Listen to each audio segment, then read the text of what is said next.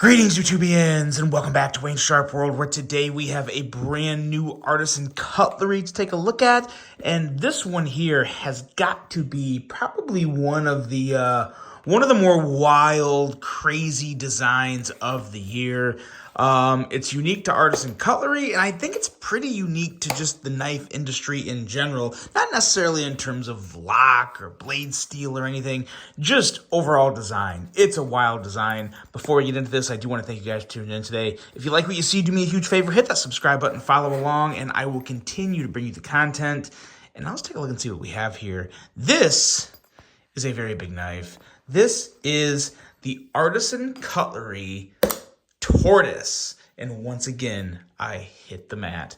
But let's just let's take this thing in. This is there's a lot of things that look pretty wild and unique about this, but there are a lot of things that actually work a lot better than I thought they would, because when I first got this, pulled it out of the box, I thought, oh good Lord, what have they done? And they actually did something pretty nice here. Actually, something really nice if you look at it from just a sheer execution standpoint. There's some good things here. In terms of overall specs, we are looking at an overall length of 8.74 inches, a blade length of 3.7 inches, and a blade thickness at 150 thousandths. Blade material on this guy is S35VN, and as you can clearly see, a pretty darn big slab of it. We have a Wharncliffe style blade is what they're calling it.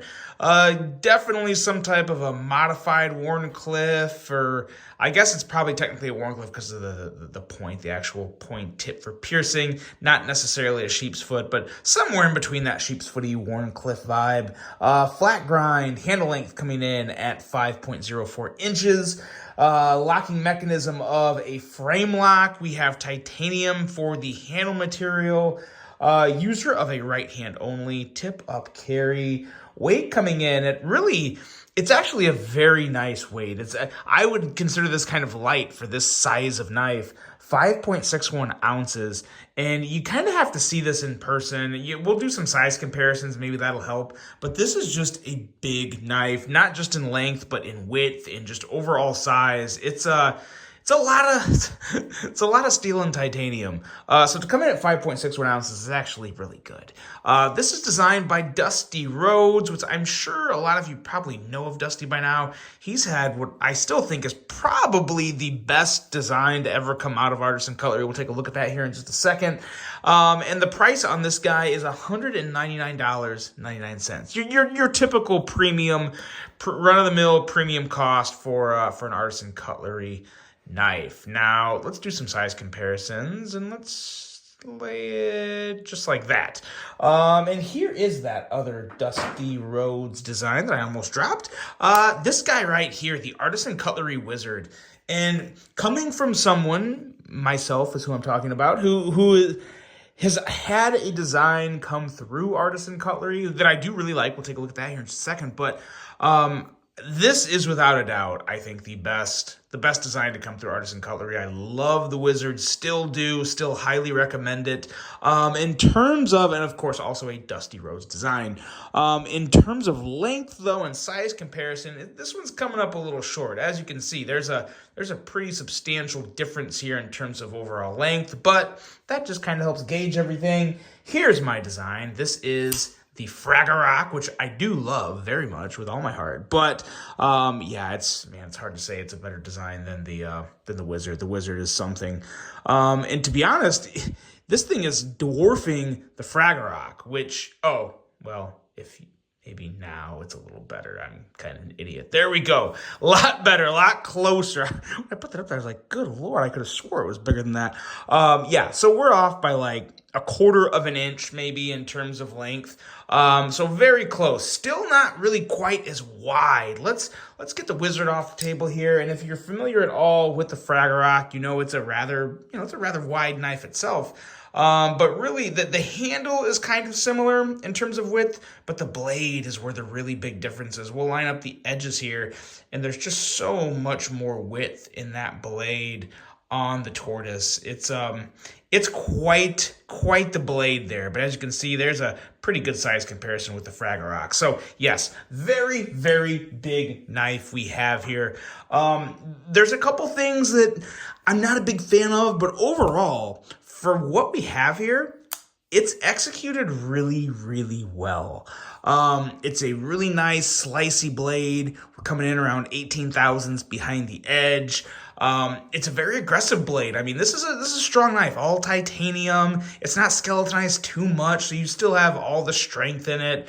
Really good looking blade shape, in my opinion. I've always kind of liked this. This is basically, imagine the CRKT Pilar blade, and then just quadrupled in size. This really does remind me of the CRKT Pilar in terms of blade shape. In terms of ergos, though, the Pilar is also a very good knife from an ergonomic standpoint. This is just as good, if not better, because the curve up here towards the top, how the blade blends in with the handle, you have this big arch here, and it just feels really, really nice to plant that thumb there. Some really nice jimping to land on. And all of the room right down here for that index finger. So you can really get, I mean, I wouldn't really do this. I mean, you can get really up close and personal with this knife, but this right here, it just feels really good. Got plenty enough arch there for my middle finger. This is a knife where if you have thicker, wider hands, you are going to love this knife. This could be your favorite knife if you're just looking for a knife that ergonomically feels really good in your hands, that are maybe, thicker and wider than the average person. This could be really, really good. This is made just for you, in my opinion. I think it's gonna be great for those types of people. And it's just a really, really pretty darn good looking knife.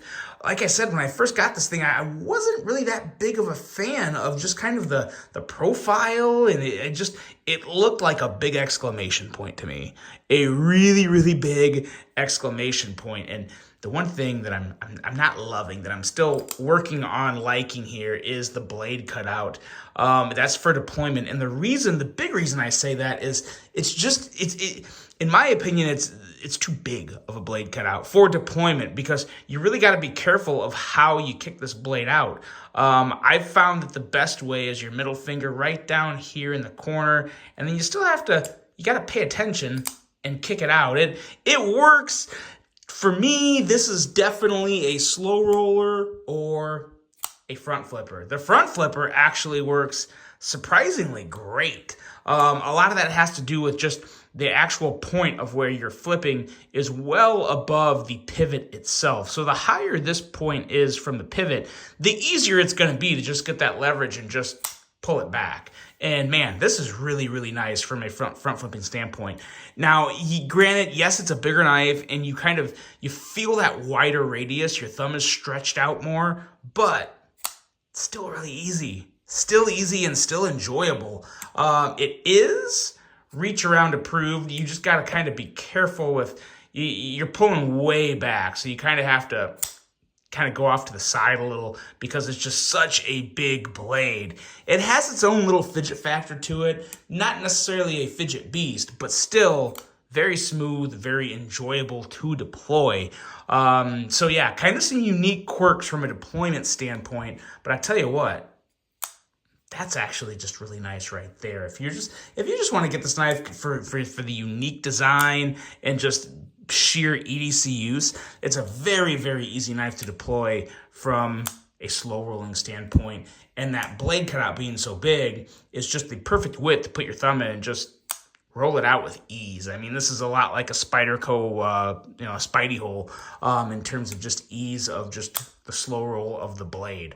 Or you could even do the medium roll, a little faster roll, but it's very easy to do. So from a deployment standpoint, it's really good. From an action standpoint, I would say it's good. It's just not really good for middle finger flicking for me. It's a lot easier if you do a little wrist. You can do that with pretty much no problem. But again, that's, it's kind of whatever. I prefer a good middle finger flick. I don't want to have to use a lot of wrist. It shouldn't have to be that way. But nonetheless, we're really getting in the weeds here. It's a good knife. It is a pretty darn good knife. Fun, big, boisterous, out there, different. I'm a fan. It's slowly won me over. I'm not saying I like it more than the Wizard, because I definitely don't. But for what it is, for the typical premium build and quality you get from Artisan Cutlery, I think they did a pretty good job on this. I also have to include the detent. For a frame lock and a big, heavy blade like this, the detent is about as good as it can be. I don't know how it could be much better. I'm really, really impressed with the detent on this design. Like I said, you can't middle finger flick it. I'm going to stop trying to middle finger flick it. But yeah, really, really nice detent. And you can probably see here, yeah, falls shut, very nice. I recommend this one. I do. I wasn't going to. I was kind of just going to be like, yeah, it's another knife available on artisancutlery.com. But no, it's actually really nice. I do like it. And I'm actually going to give this one some pocket time. I'm actually going to put it in the pocket tomorrow. Really do enjoy this unique design. The Artisan Cutlery Tortoise. Let me know what you guys think of this one. Hope you enjoyed it. Hope you have a great rest of your day. And until the next one.